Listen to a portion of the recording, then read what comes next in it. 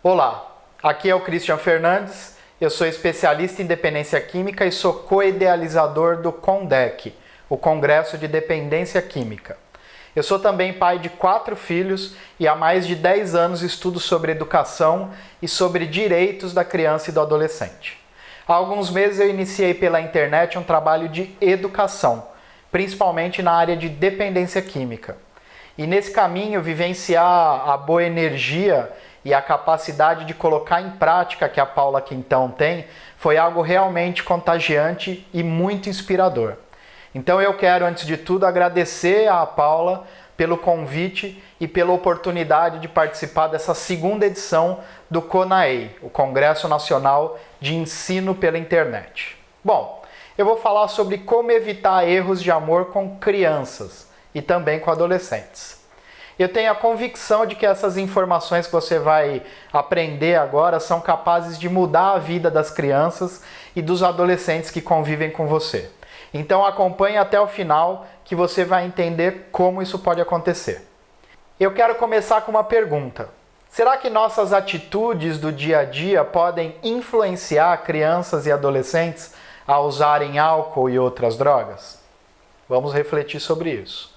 Uma outra pergunta, você já abusou de uma criança? O que vem à sua cabeça quando eu pergunto isso, se você já abusou de uma criança? Normalmente a ideia que vem é do abuso sexual, certo? E realmente o abuso sexual é uma grande dificuldade que a gente enfrenta hoje em dia, né? As estatísticas dos Estados Unidos, que já têm números bastante consistentes com relação a essa área, mostram que 1 a cada 3 meninas e 1 a cada 6 meninos tiveram algum contato sexual com um adulto. 15% das vítimas de estupro normalmente estão abaixo dos 12 anos de idade. E as meninas são as mais abusadas. A idade mais comum para o início do abuso sexual de meninas é 3 anos de idade. E a idade média para esse abuso é de 8 anos de idade. Então, todos nós convivemos com crianças assim, né? Você conhece uma criança de 3, 4, 5, 8 anos de idade. A gente sabe como são crianças pequenas, como são crianças indefesas, né? Mas esses são os números. Hoje em dia o contato pela internet é também um grande risco. Tem muita gente se aproveitando dessa facilidade do uso da internet por crianças e adolescentes para também atrair para esse abuso sexual. Mas será que o abuso é apenas o sexual? É claro que não, né? Outra realidade muito difícil enfrentada hoje em dia é a violência física. Crianças que são agredidas, que são maltratadas, que são às vezes até torturadas, né?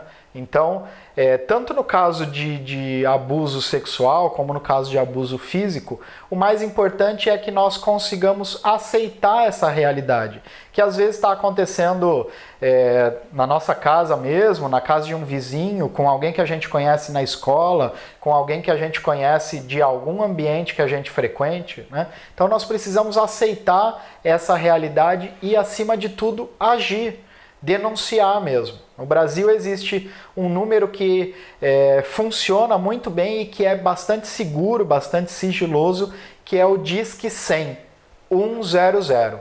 Esse número é um número muito importante para quem queira denunciar casos de abuso físico, de abuso sexual principalmente, né? Bom, será que o abuso é apenas o físico, apenas o sexual? Tem mais coisa além disso, né? Um grande abuso hoje que se comete é a televisão. Programas de televisão. Vejam quantas coisas boas nós temos na televisão, né? Pânico na Band, Big Brother Brasil, CQC, A Fazenda, né? Talvez o CQC seja mais tranquilo nesse panorama que eu apresentei agora, né? A grande realidade é que esses programas eles têm uma classificação indicativa de 14 anos normalmente. Será que a gente já assistiu com uma criança menor de 14 anos a um desses programas? Muitas vezes pode acontecer, mas a classificação indicativa já está mostrando, indicando que talvez aquele programa não seja adequado para uma criança menor de 14 anos. E também as novelas, né? Qualquer que seja o canal, aí as novelas normalmente podem ter informações sendo transmitidas ali que não são adequadas para a idade. Normalmente as novelas que passam mais tarde, né, nos horários mais à noite, elas têm uma classificação indicativa média de 12 anos de idade. Né? Será que a gente está prestando atenção na idade das crianças que a gente está deixando assistir essas novelas, né? Tendo contato ali com conteúdo muitas vezes sexual, com conteúdo de outras coisas que não são adequadas, que elas não têm a maturidade adequada para elaborar aquilo, né? Então na televisão nós temos filmes, temos outros programas aí, uma boa passada, né, pela TV aberta, principalmente, vai mostrar isso, né? Esses programas maravilhosos, né? Casos de família, o show de não sei quem, o show de fulano, né? Cidade Alerta, boletim de ocorrência, essas coisas que vocês conhecem tão bem quanto eu, né? Nós temos o que talvez seja um dos piores casos da televisão brasileira, que é o João Kleber, né, com aquele teste de fidelidade. Então, será que a gente está analisando, né, a idade, a adequação da idade desses programas, né, para as crianças que a gente está deixando assistir? Né? Então, vamos pensar nisso, no Ratinho, em outras coisas mais aí que as crianças podem estar tendo contato na televisão. Na minha época, né, vamos dizer assim, não era muito diferente, já existiam esses programas maravilhosos, diversos deles, né?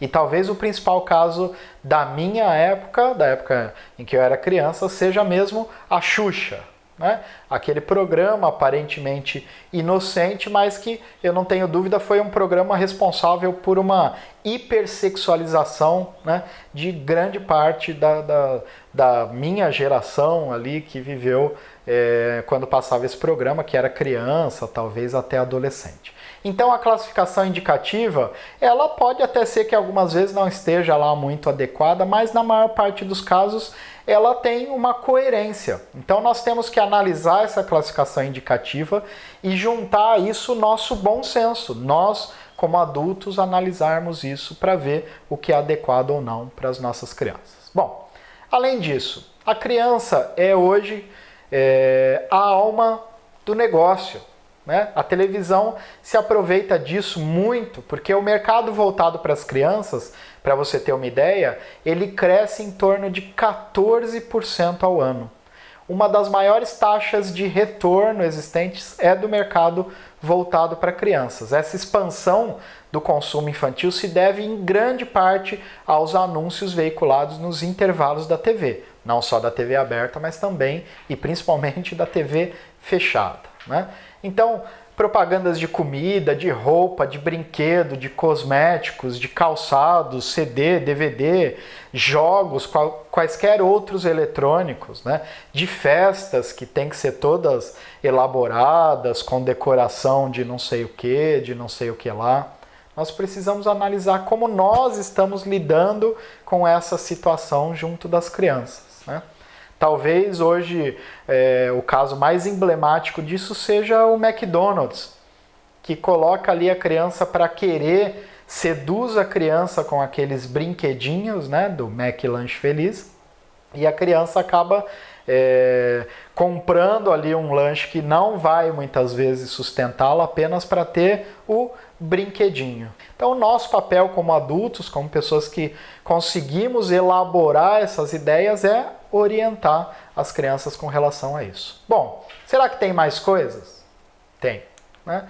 Vamos lá. Videogame, principalmente videogames com jogos violentos, com jogos obscenos. Será que você já analisou o que a criança que você tem acesso lá, que está junto com você, está fazendo ali quando está no jogo do videogame?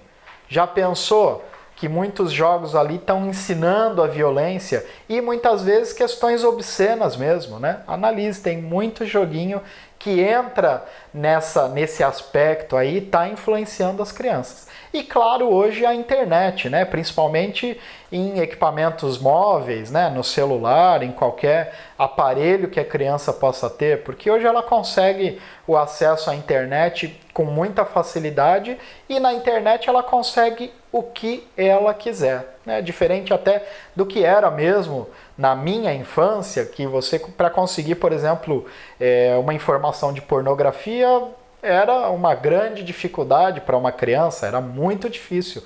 Hoje a criança entra no Google e em 30 segundos ela tem acesso a alguma coisa de pornografia, muito menos até, né? Então precisamos analisar o que as crianças estão acompanhando, seja no videogame, seja na internet. Outra coisa, trabalho, né? A criança, principalmente pelo Estatuto da Criança e do Adolescente, tem que usufruir do seu direito de brincar, de se divertir, né?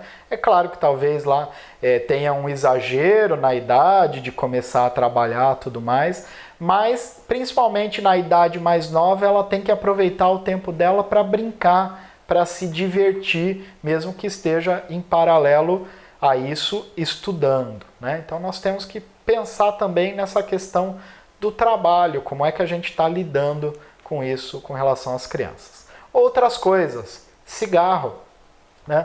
Me lembro muito bem que não há muito tempo atrás uma matéria na Record mostrou lá um menino que fumava dezenas de cigarros por dia, né? Aquele era um caso extremo, mas nós temos situações hoje de pais que acabam deixando a criança mesmo, ou até adolescentes, né, muito novos ali, ter esse contato com o cigarro. Outra coisa muito comum que as pessoas acabam, às vezes, até incentivando, deixando que aconteça com criança ou com adolescente, consumo de álcool. Ou então, remédio, né? O pai chega lá com a cabeça quente, a mãe chega em casa com a cabeça quente, para dar uma relaxada, ela vai lá, corre na farmacinha, que normalmente o brasileiro tem em casa, e toma aquele remedinho, passa um tempo, ela está bem, está melhor. Qual a mensagem que está sendo transmitida para a criança, né? Que o remédio pode livrá-la de problemas, de dor de cabeça, de complicações. Além disso, tem situações de pai, de mãe, de adultos, enfim, que deixam, além do álcool, do cigarro e do remédio, a criança ou adolescente experimentar drogas ilícitas. Então nós precisamos refletir como é que está esse nosso contato, essa possibilidade que a gente dá da criança ou do adolescente ter contato com essas coisas. E a dúvida principal é como é a nossa cultura com relação ao álcool. O álcool é uma das drogas mais devastadoras, uma das drogas que mais causa problemas hoje em dia, né? Não só dos problemas diretos que o álcool pode causar, mas de problemas que estão ligados a isso, como a violência, como acidentes de trânsito, enfim, diversas outras coisas. Como é que está a nossa cultura com relação ao álcool? Como a gente tem lidado com isso perto de crianças, perto de adolescentes, né? Por exemplo, todos nós sabemos que é proibido vender bebida alcoólica para menores de 18 anos, para crianças, para adolescentes, né? A pessoa que vende pode ir presa. Mas é também crime fornecer gratuitamente para uma criança ou para um adolescente um produto cujo componente possa causar dependência física, dependência psíquica. Então, se você dentro de casa deixa uma criança consumir, né, álcool, ou deixa um adolescente consumir álcool, se você faz uma festa para o seu filho adolescente e deixa que ele e os amigos dentro de casa consumam álcool, que muitas vezes até você pode ter comprado, isso é crime de acordo com o Estatuto da Criança e do Adolescente, né? Então, será que nós analisamos isso? E muito mais até do que a questão legal, será que nós analisamos o impacto que tem essa questão do consumo de álcool, quanto isso vai ser prejudicial para a vida dessa criança e desse adolescente? É essencial que nós analisemos isso que está acontecendo na sociedade de hoje, essa liberdade que está existindo com relação ao consumo de álcool. Será que tem mais coisas que são abuso? Tem muita coisa ainda, né? A música, por exemplo. A gente pode ver que ao longo do tempo a música foi se tornando um meio para trazer mensagens negativas. Assim como trazia mensagens positivas, a gente vê hoje muito se propagando as músicas que vão trazendo mensagens negativas. Será que isso tem um efeito? A música, com certeza, ela forma opinião.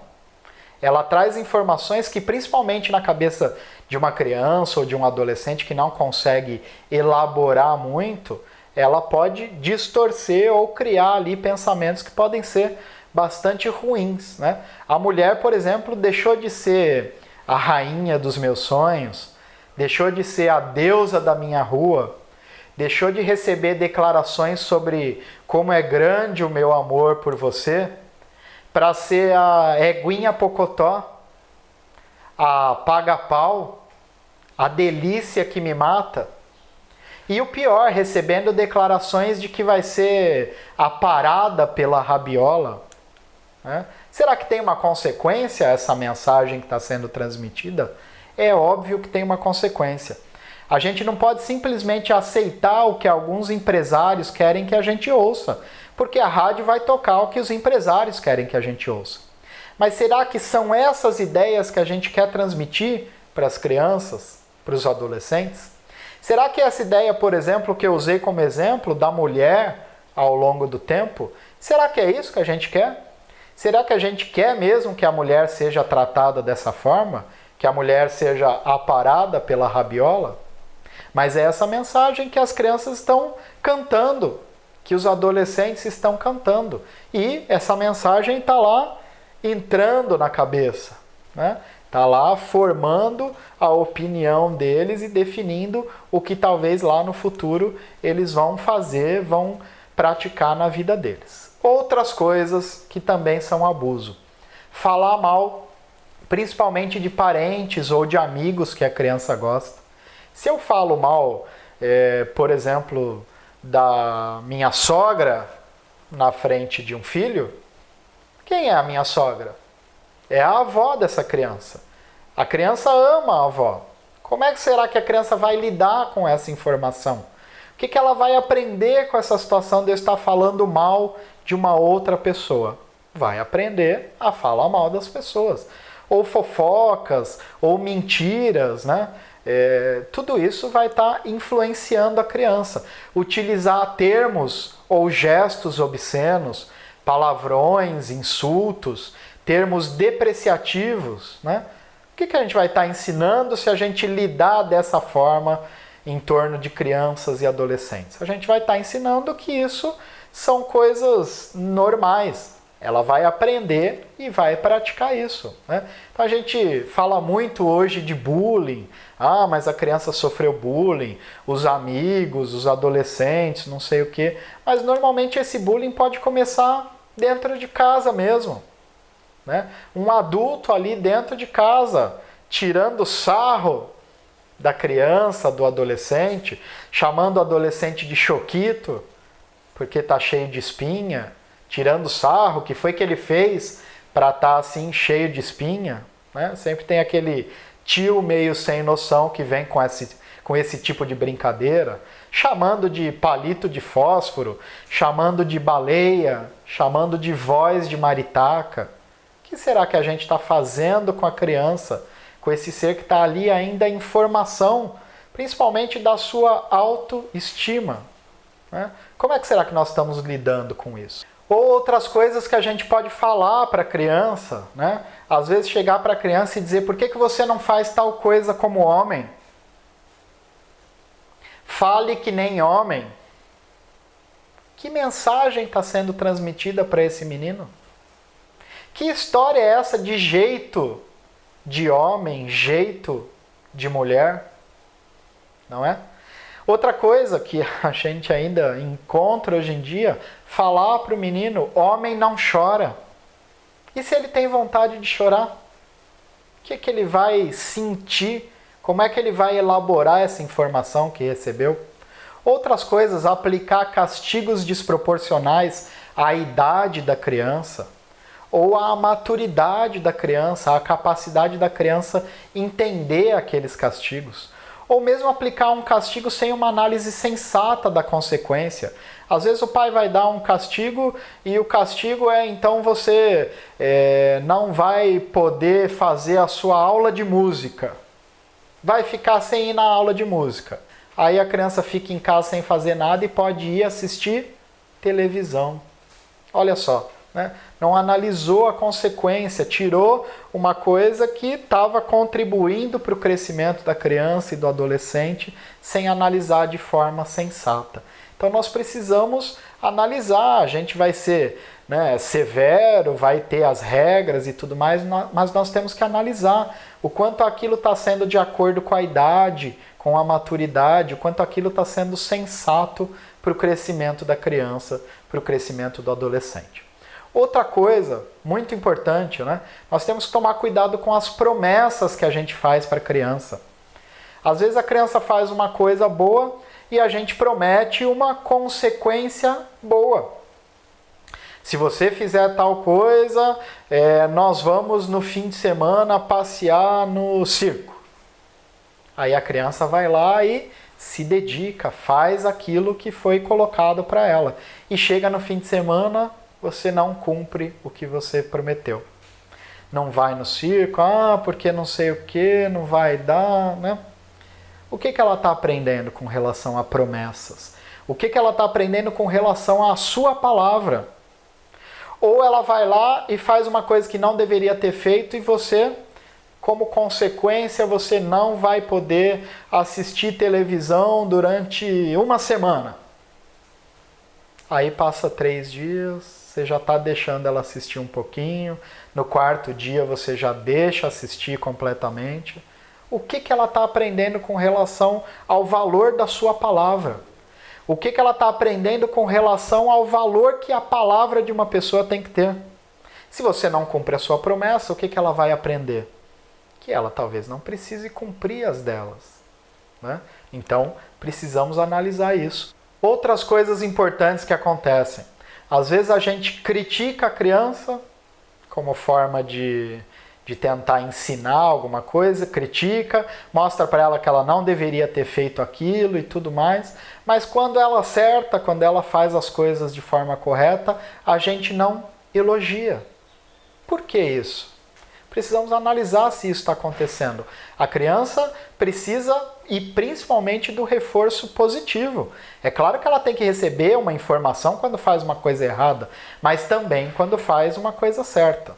Outra coisa que a gente tem que evitar fazer também é defender a criança da realidade da vida, né?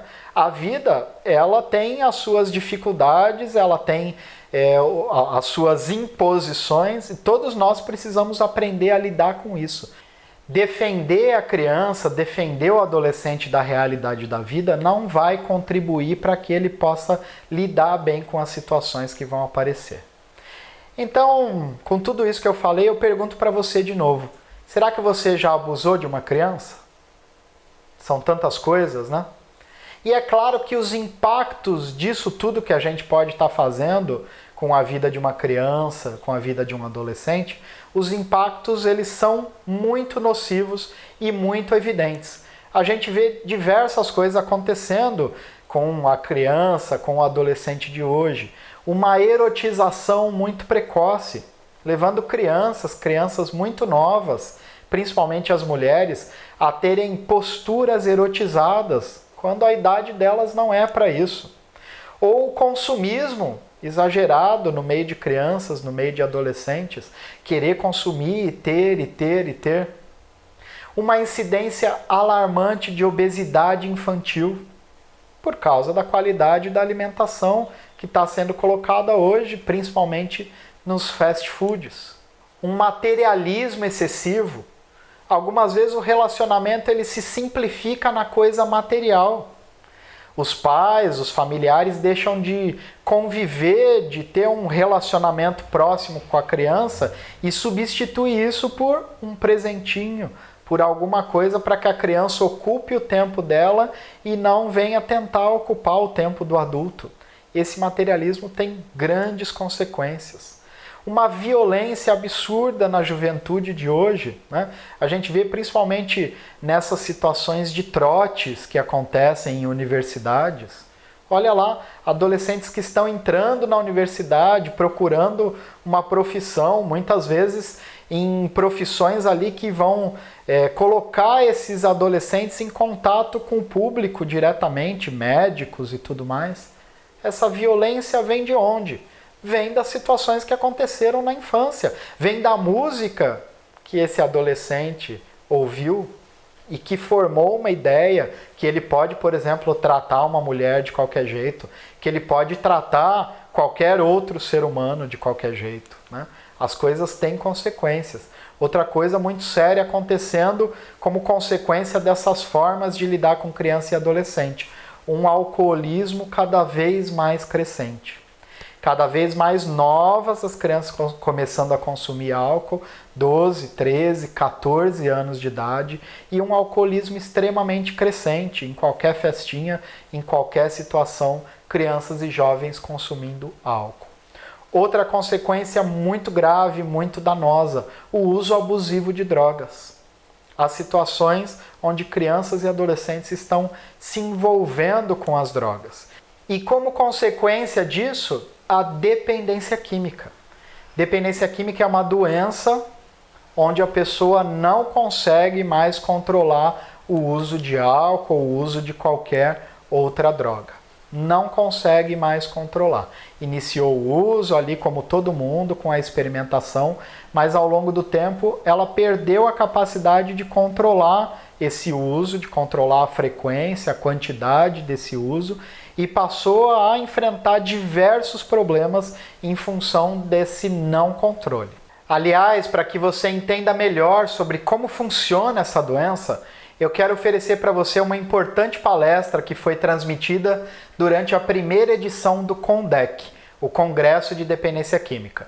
Então é só você acessar o endereço www.condec.com.br/CONAEI e você vai poder assistir uma palestra que explica com profundidade como funciona a dependência química, quais são as consequências da doença e o que mais você pode fazer para prevenir o uso de álcool e de outras drogas em crianças e adolescentes.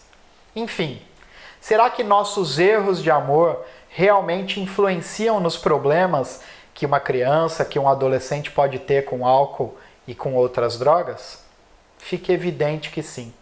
Todas essas coisas que eu apresentei são situações que muitas vezes a gente acaba cometendo, fazendo no dia a dia e que a gente não tem, claro, intenção de prejudicar a criança, de prejudicar o adolescente. Mas se nós não refletirmos sobre essas coisas que nós estamos fazendo, nós podemos criar situações ruins com essas crianças e com esses adolescentes e acabar sim influenciando a que essa criança acabe entrando no meio de consumo de álcool, no meio de consumo de quaisquer outras drogas, né? Então nós precisamos refletir sobre tudo isso. E para finalizar, eu quero trazer para você o trecho de um livro de um pensador chamado J. Herculano Pires. O Herculano diz o seguinte: a finalidade da educação está embutida em seu próprio conceito, ajudar o outro a evoluir. O exemplo é uma didática viva, por isso mesmo ele é perigoso. Nossos exemplos exercem maior influência sobre as crianças e sobre os adolescentes do que as nossas palavras. A menina imita a mãe e a professora, o menino imita o pai e o professor. Então, de nada vale nós ensinarmos bons comportamentos se nós não damos exemplos daquilo que nós ensinamos, né? A criança vai aprender com aquilo que ela vê a gente fazendo. O adolescente vai aprender com aquilo que ele vê a gente fazendo. São os nossos exemplos que vão calar na alma de uma criança, na alma de um adolescente. Então é importante que nós registremos isso. Só existe educação pelo exemplo. Os nossos exemplos são essenciais nesse processo de crescimento das crianças e dos adolescentes. Todas as nossas atitudes têm consequências. Cabe a cada um de nós mudar sempre as nossas atitudes. Mudar sempre e mudar para melhor as nossas atitudes, para que nós tenhamos naturalmente uma vida cada vez melhor e para que nós consigamos ter um desenvolvimento, um processo de educação das nossas crianças e dos nossos adolescentes com muito mais qualidade, com muito mais saúde e com muito mais felicidade. Então, espero que você aproveite essas informações e agradeço mais uma vez a oportunidade de participar da segunda edição do CONAEI e de estar aqui com você até esse momento. Um grande abraço para você.